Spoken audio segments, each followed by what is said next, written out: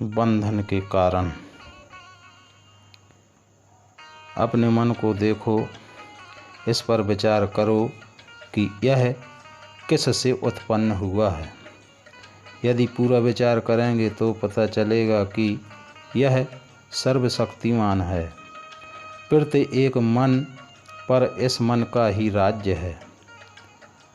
सब मन इसके बस में हैं। इसी मन के बनाए हुए यही मन सबके हृदय में है।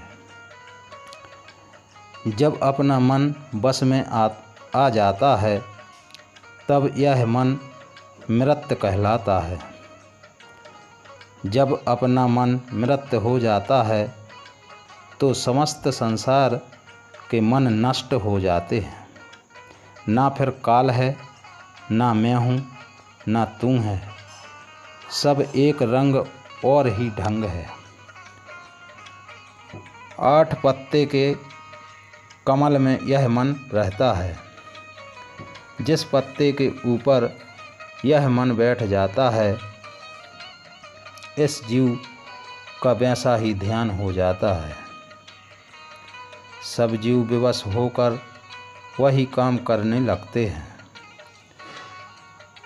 इस मन की गति से मनुष्य अज्ञानी और अंधा हो जाता है। यही मन काल पुरुष निरंजन है।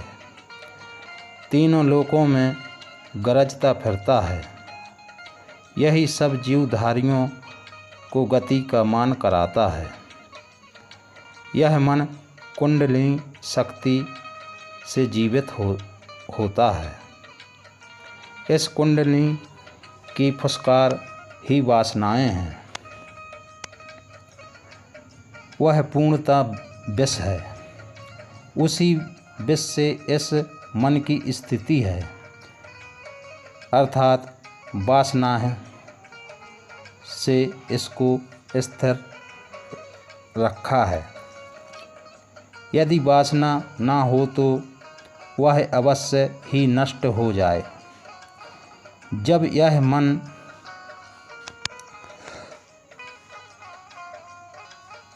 मन मृत हो तो बंधन ना रहे। यही सबके बंधन का कारण है। उसकी वासना का विष चारों खानों के जीवों में व्याप रहा है। इस कारण कोई जीव वासना रहित नहीं हो सकता। इन तीनों लोकों में ऐसा कोई सामर्थ्य नहीं है कि वासनाओं से बच सके। ये तीनों लोक वासनाओं से परिपूर्ण हो रहे हैं। इस 3 लोकों का स्वामी ऐसा कोई वैद्य नहीं है कि वासनाओं के रोग को दूर कर सके। इस वासना का विष सब जीवों की नस नस में समा रहा है। इस विष को नसों से पृथक करना अत्यंत कठिन है। साधुओं ने तपस्या करके मन को मुर्दा करने का बहुत प्रयत्न किया तो भी यह मन ना मरा। प्रत्यक्ष में तो वासना पृथक हुई जान पड़ती है, परंतु समय पाकर पुनः उभर आती है एवं मनुष्य को पुनः पूर्व अवस्था में डाल देती है। इस कारण वासनाओं का दूर होना असंभव है। कोई युक्ति करो और किसी साधन से मन को मारो, फिर भी आन दबावेगा, आकर पराजित कर लेगा।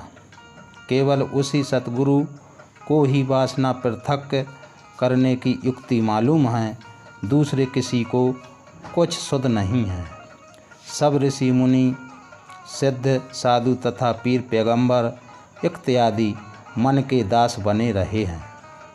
जब तक मन की विजय न किया जाए तब तक बंधन है। जीव का कल्याण होना असंभव है। माया पकड़कर फिर भी बंधन में डाल देती है।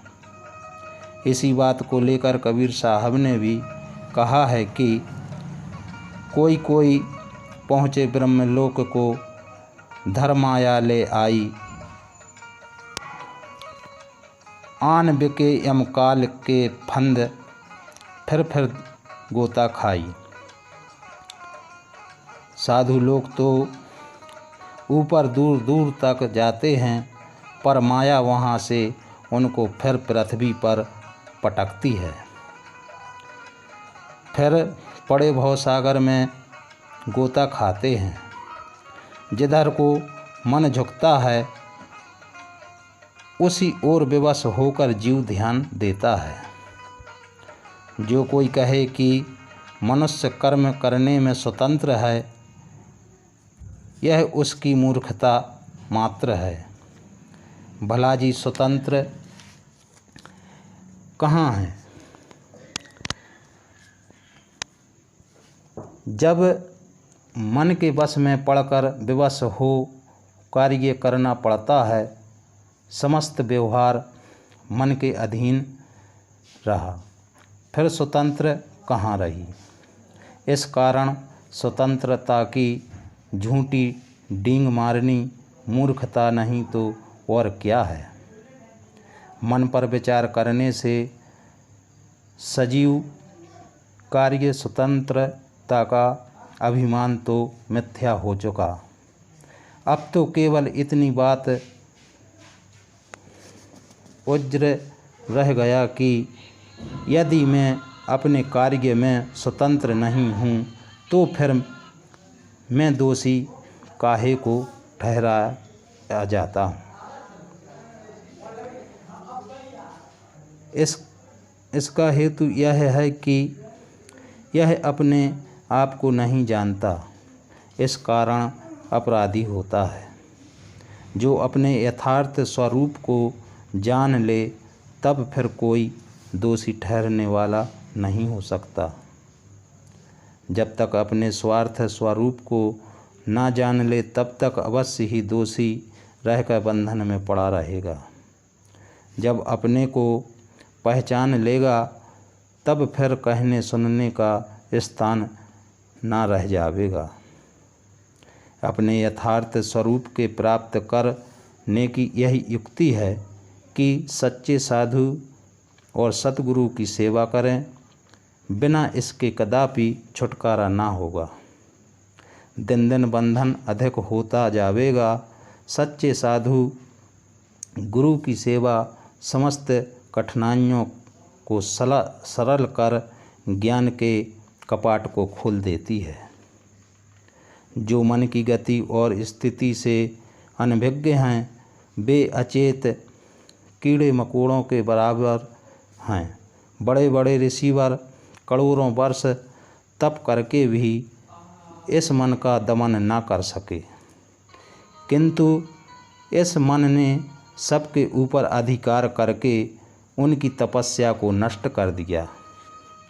तीनों लोकों में ऐसा कोई नहीं है जो इस मन पर विजय प्राप्त करके जब बड़े बड़े सिद्धों की भी तो चटनी कर गया तो दूसरे की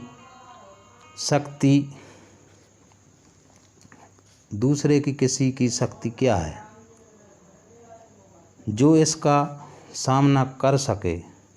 मन माया की चक्की चल रही है, सारे जीव इसी में पीसे जाते हैं, सब देवता इसी के गुलाम हैं। यह सारे संसार का सर्वशक्तिमान अधिकारी है, यह सारे संसार में व्याप रहा है। इसी कारण इसे कई सुयोग्य व्यक्ति महतत्व कहकर भी स्मरण करते हैं। इसके बल का कोई ठिकाना नहीं है। हृदय की व्याख्या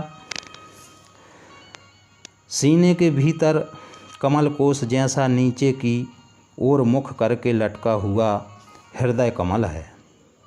मन इसी में विराजा करता है, इस कारण मन को भी हृदय कहते हैं। हृदय धातु से कथन प्रत्यक्ष तथा दुख का आगम होकर उक्त शब्द बनता है। इंद्रियां, विषय संबंध इसी की प्रेरणा से करती हैं।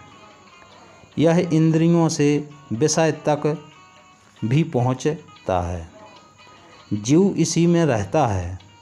परमात्मा का भी निवास इसी में है, जिसके लिए कबीर साहब ने कहा है कि खोज दिल बीच जहाँ बसत हक्का, इन कारणों से यह हृदय कहलाता है। इसी ने सबको भुला रखा है। संसार में यह बड़ा दुर्दांत बैरी है। जीव अपने तृण का उपाय करता हुआ भी इसके बस में आ जाता है।